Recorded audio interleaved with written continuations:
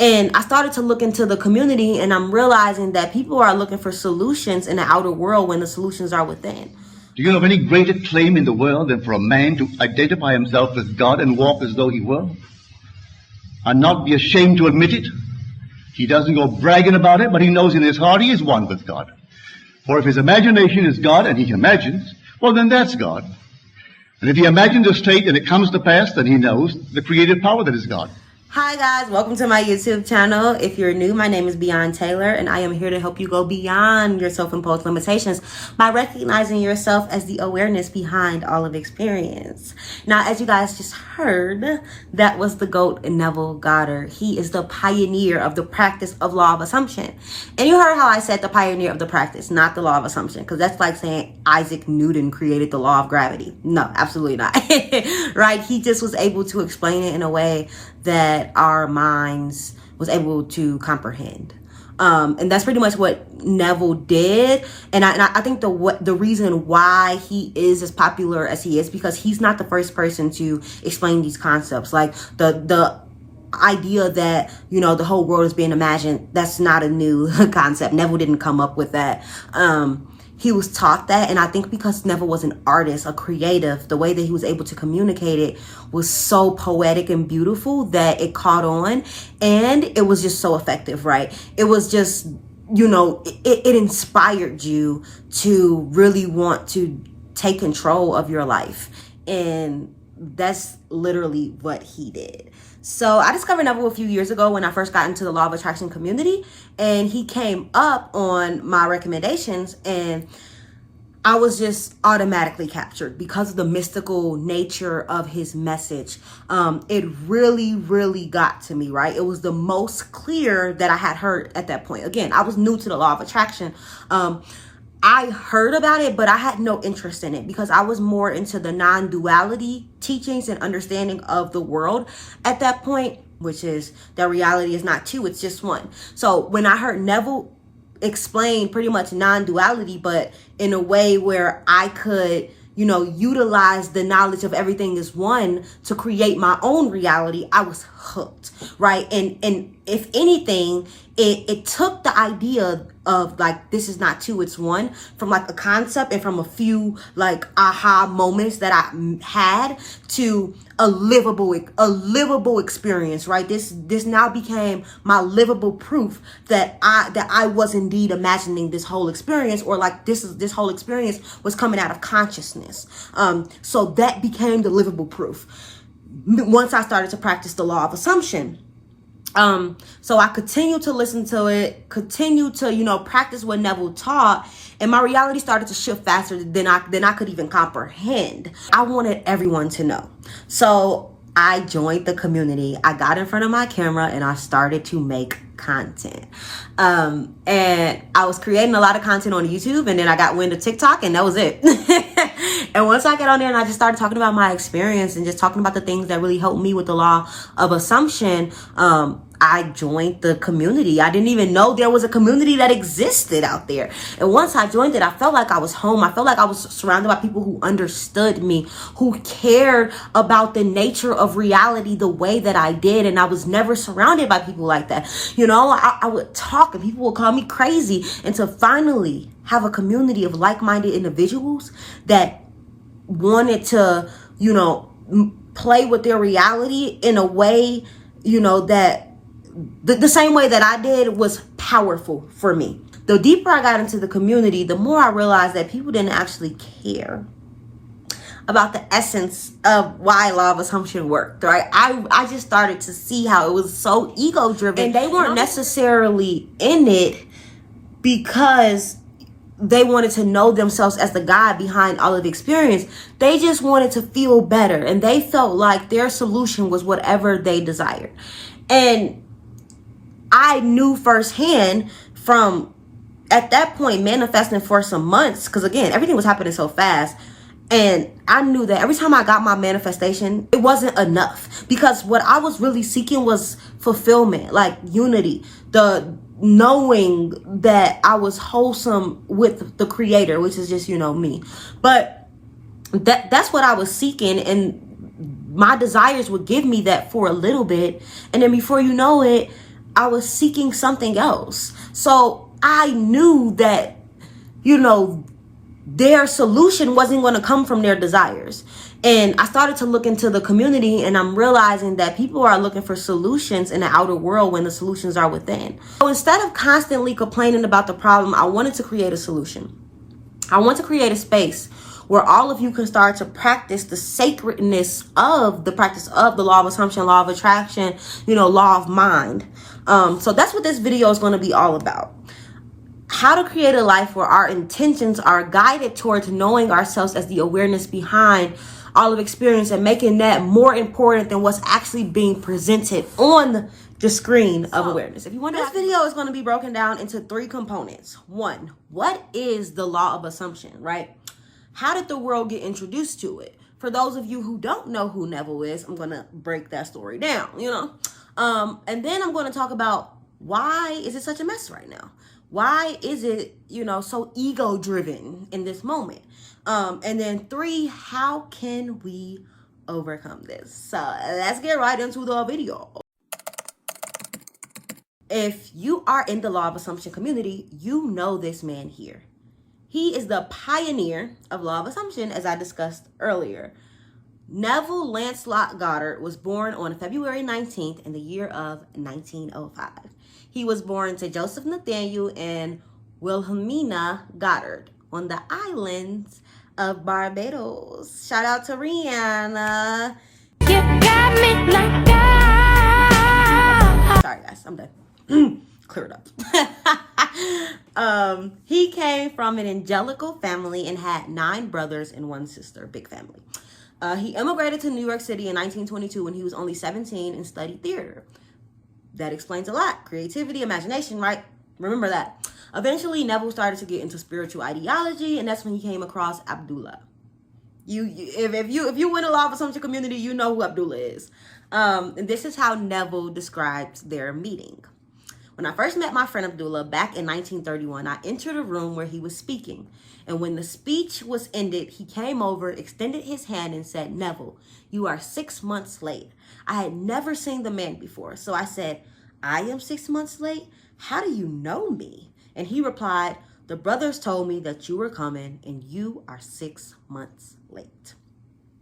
So he started to work with Abdullah, and they went through about 5 years of training where they studied Hebrew, the scriptures, the Kabbalah. You know, it took even more time before Neville finally understood what it meant to use our imagination to create our reality, which is why it's so mind-blowing to me that, you know, people expect to come into the law of assumption community and just automatically get it. It's like, yo, relax, give it time, you know? Like the pioneer, the GOAT of the law of assumption, it took him 5 years for him to finally lock down and understand. And you heard how he was learning himself through religion, pretty much ideology. It wasn't just about being spiritual, which I think, you know, so many people act like, oh, I'm spiritual, I'm not religious, and they act like that's a flex. And what I'm starting to realize is that spirituality is becoming another religion. Like, there's so many dogmas, rules, regulations, and what classifies somebody as being spiritual that it's ridiculous, and what you can and can't do as a spiritual person.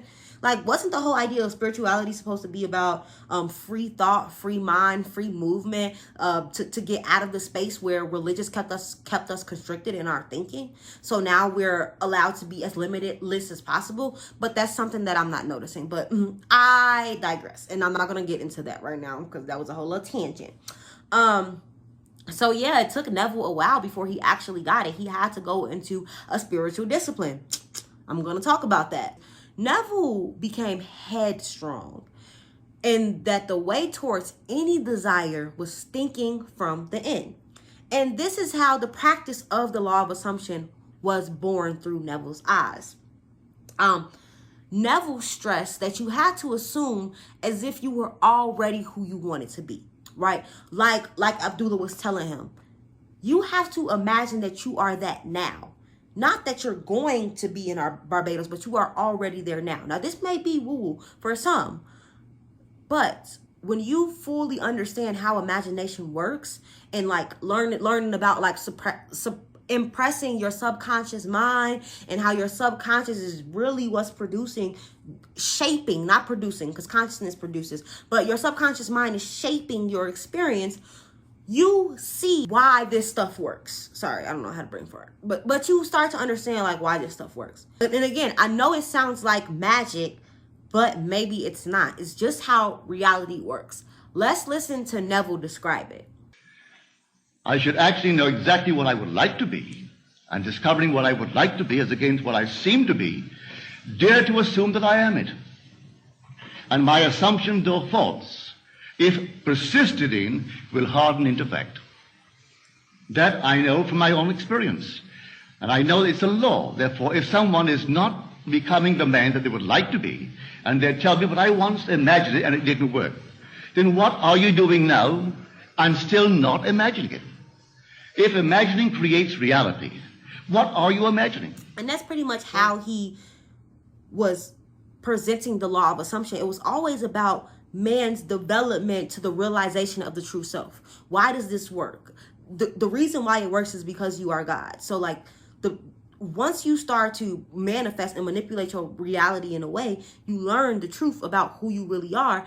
And that was the whole goal of it. It was never about the attainment. The attainment was like the aftermath, right? Or, there's nothing wrong with the attainment first, but if the only thing you care about is getting your desires, you'll soon realize that that's not actually what you want sooner than later. So it's like you might as well figure out sooner by learning yourself as the awareness behind all of experience, and then manifesting consciously. Because I have to stop saying manifest, because we're always manifesting the experience. Consciousness is always manifesting the experience. But when you start to consciously manifest, which means you're deliberately creating your own reality, then that's when you will see that it's much easier to do that when you know yourself as the awareness behind all of experience first. The reason why I was getting so fed up is because I felt like people care more about attainment in the material world. And Neville even had that issue where he realized that people didn't care about the spiritual aspect of the practice. They only cared about the mind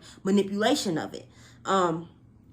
And the more we go down that road of just like only caring about how to manipulate our minds and manipulate our reality, the more unconscious we will stay, right? Because we're already pretty unconscious. But we'll just stay unconscious if we keep doing that, because we're constantly creating desires that were never ours to begin with. These, like a lot of desires that people want. So many times people say like, if you have the desire, then it's yours to begin with.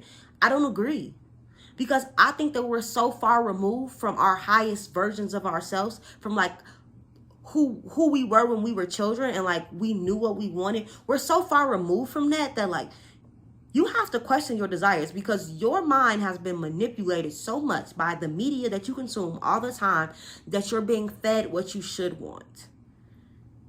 And you have to start using discernment, because if not, you're going to constantly keep chasing desires that were never yours. And again, that's because of the unconsciousness. Even though people feel like they're consciously manifesting, you're unconsciously manifesting desires that were never yours.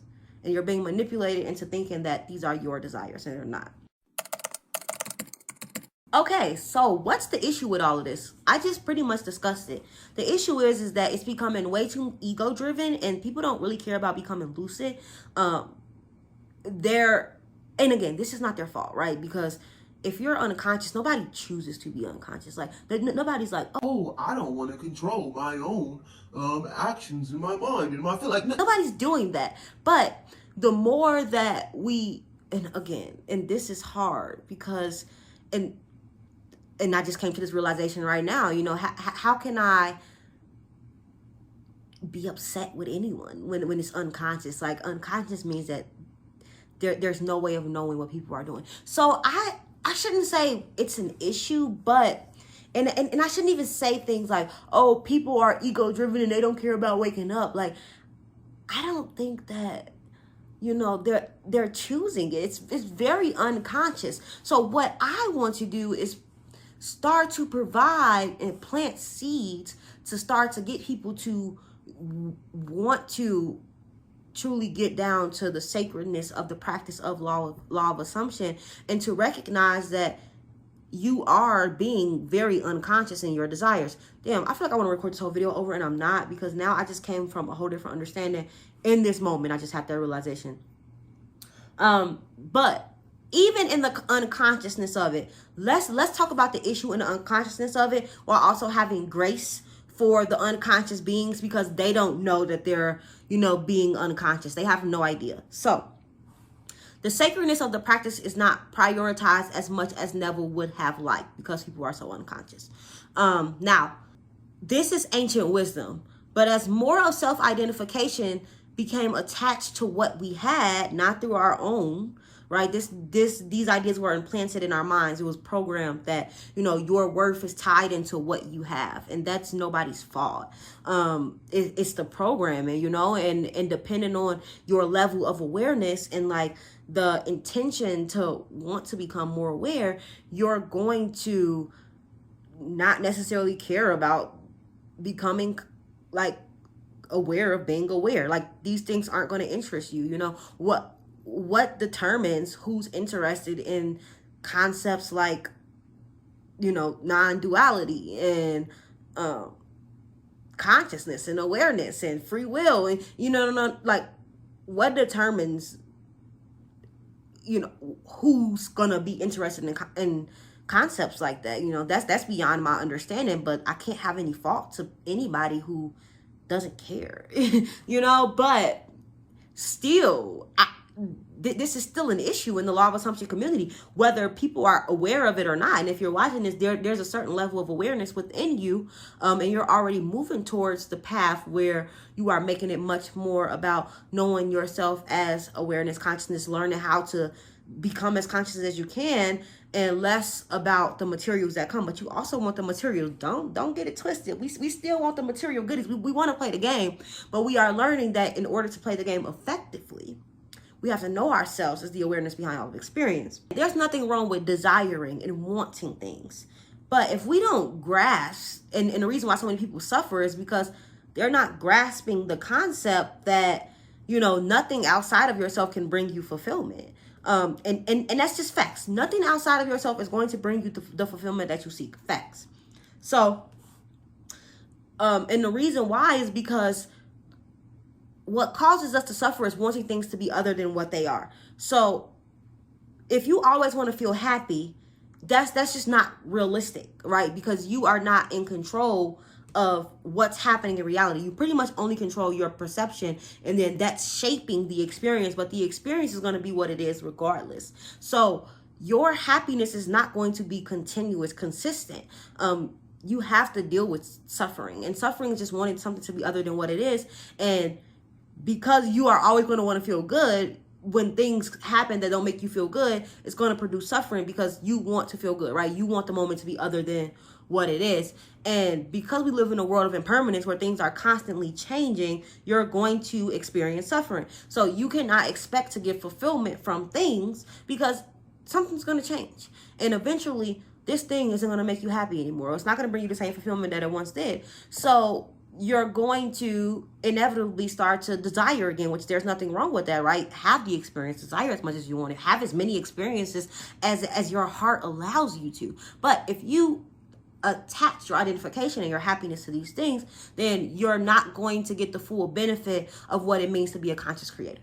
So this is why what I'm explaining right now, I feel like this is why Neville started to talk about his spiritual experiences more, and starting to talk about like the promise of the spiritual path, because I think that he started to see what I saw, that, maybe people were having really good results with the law, but it wasn't bringing them the fulfillment that he was, I'm pretty sure, living in, right? He was living in this altered state where he was there most of the time, and he wanted people to also have that experience. But because they were thinking that, these things were going to bring them that happiness, they weren't open enough to receive that type of information.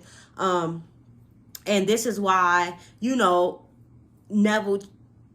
started to lose a lot of supporters, because again, they weren't with the spiritual stuff. They just wanted what they wanted. And I think that they quickly realized how that wasn't possible, and that no matter what they attained, they still felt incomplete. So people started to turn to God, to source. And as they did that, right, the level of consciousness on this planet continues to raise.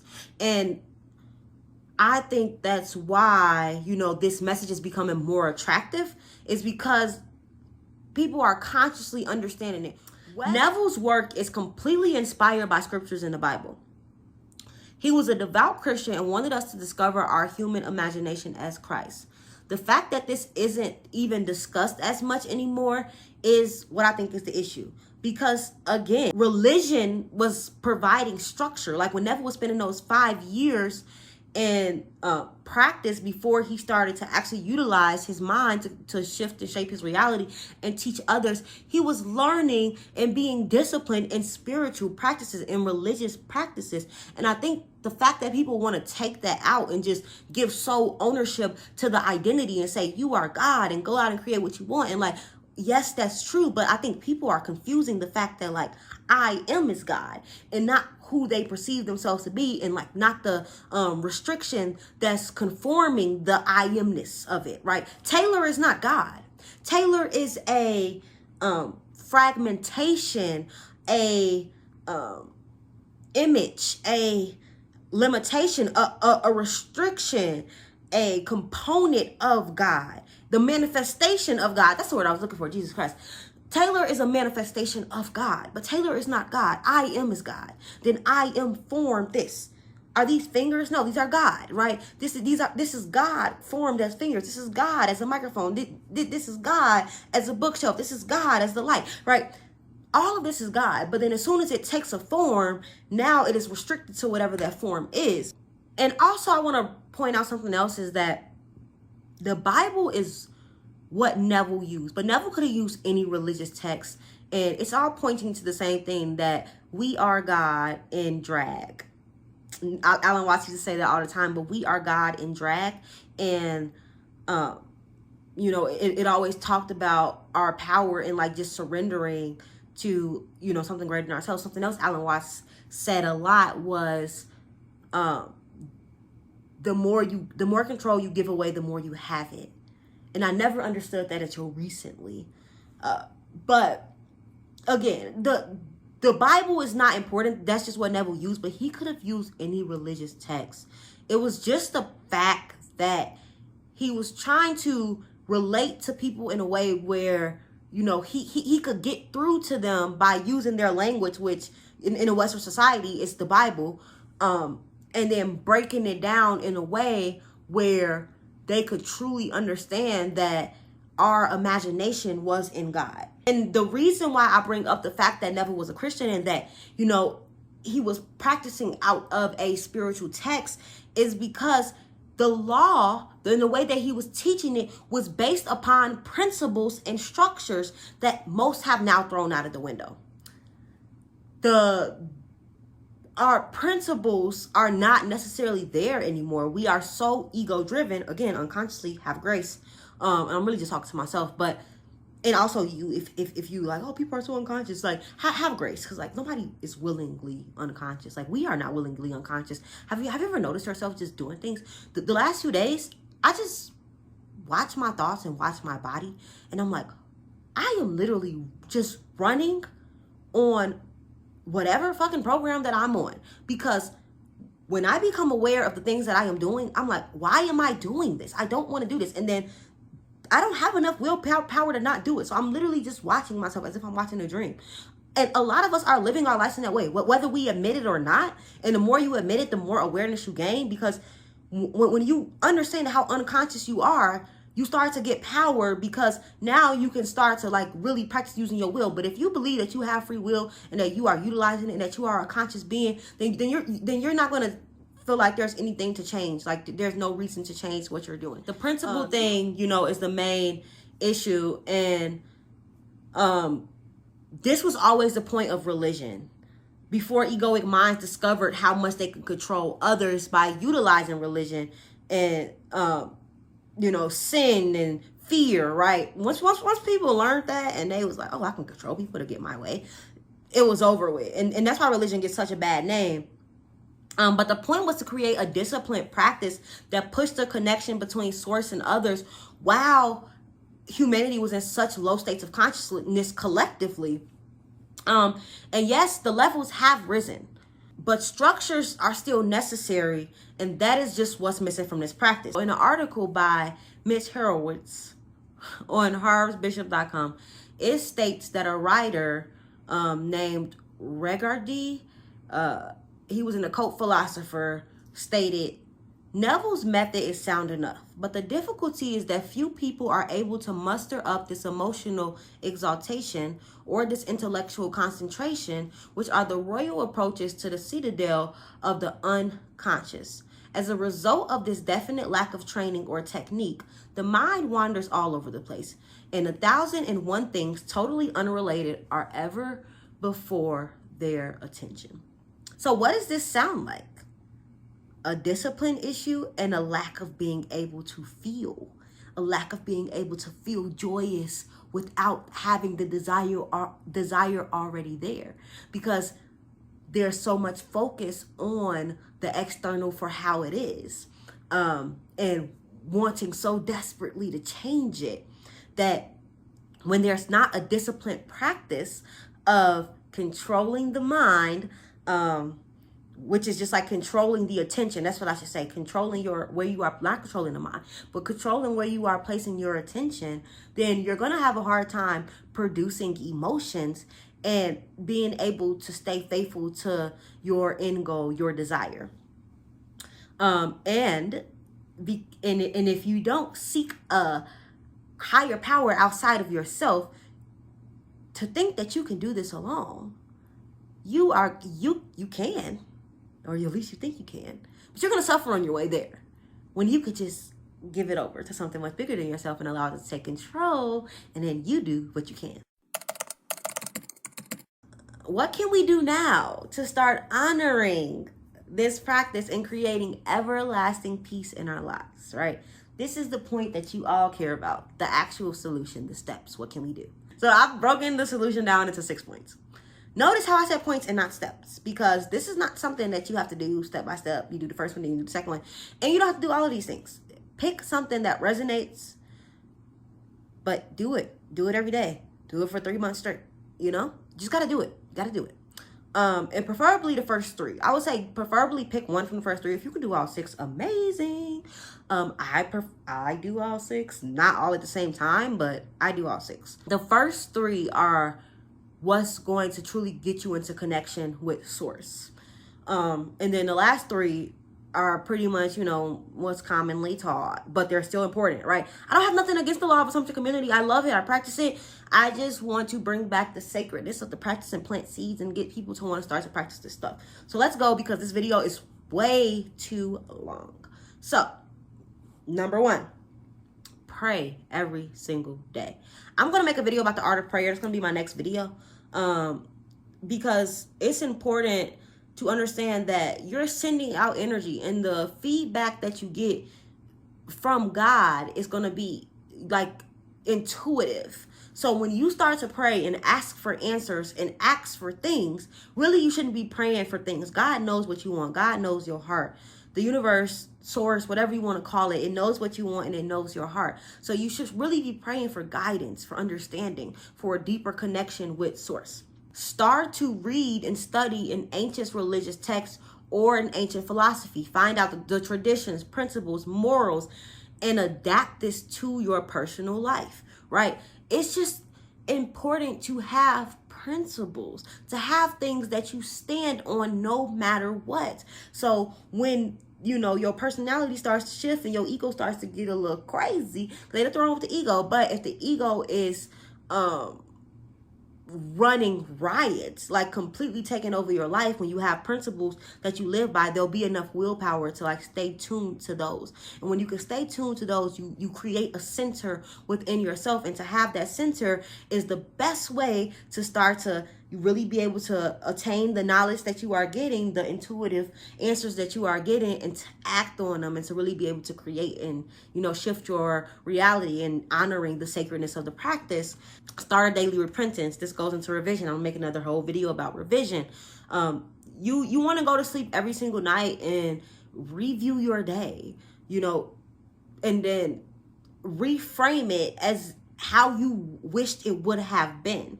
What went well, what didn't go well. If something didn't go well and you didn't prefer it, remember, all of this is just being born out of your imagination. Imagine that it went different. Convince yourself that it did. And then through that, you are forgiven, right?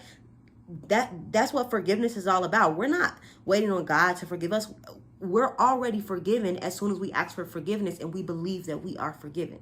So by repenting, going over our day and then seeing it the way that we want it to be, we're repenting, we're allowing ourselves forgiveness and giving forgiveness onto others, and then we're utilizing our imagination to shape reality in the way that we want it to be. Meditate twice a day. Meditation is how you build your awareness muscle. It has nothing to do with like having these profound spiritual experiences. Like if you have them, cool. But the main point of meditation is so you can start to strengthen your awareness muscle, strengthen your attention. That's the point of meditation. Anything other than that, whatever, right? Meditation is not about visualizing and doing, no. You're already visualizing. This is all being visualized by your imagination.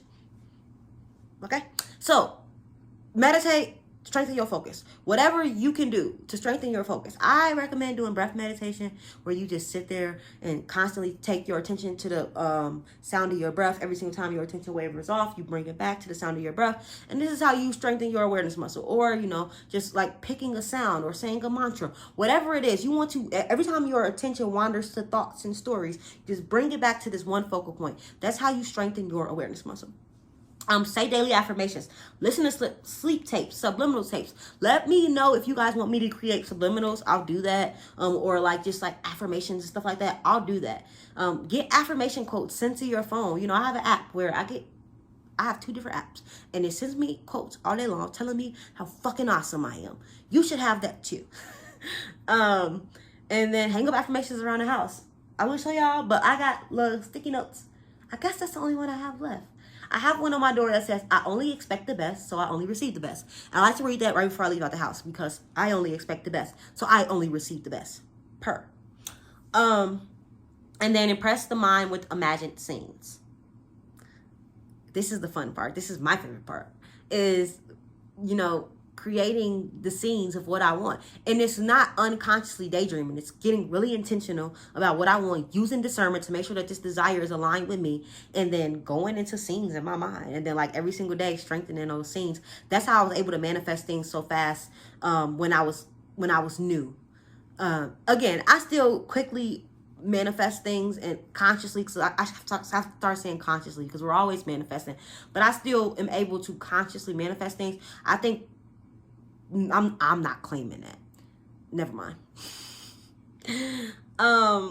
So yeah, that's how I'm able to consciously manifest so fast, so easy, so effortlessly. So if you do one of these things every single day for the next 30 days, you will rock it in your manifestation journey. It's all about discipline. You got to be disciplined. You pick something, pick one thing, and then start to add on from there and watch how your reality shifts, because now you are starting to attune to the sacredness of this practice. And then understand that you don't have to do any of these things in order to manifest. You are always manifesting, but what these things allow you to do is like truly be in alignment with what you want, to use discernment to like make sure that you are honoring the sacredness of who you truly are and like what everything else is, right? Bringing harmony to your universe. So yeah, I wish you so much joy, so much happiness, so much peace. This is the end of this video. If you watch this entire thing, you the shit, I'm the shit, we the shit. Have a great day.